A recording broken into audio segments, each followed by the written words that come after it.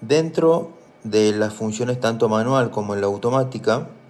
hay un apartado a la izquierda donde es el botón de configuraciones, donde me va a permitir programar una frecuencia de la oscilación de 5 a 20 ciclos, una amplitud de la oscilación que va en niveles del 1 al 5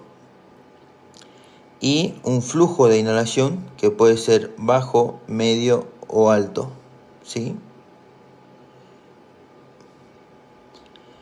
En este caso, la sensibilidad también se puede programar como una forma de activación,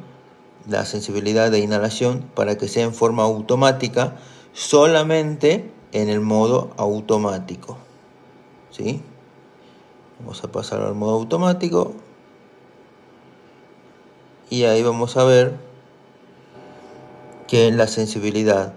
de activación de la inhalación solamente está disponible para el modo automático y va a depender de un nivel que en este caso, mientras más cercano a 1 sea, más sensible y más fácil de activar o encender el modo automático va a ser para el paciente. Bien.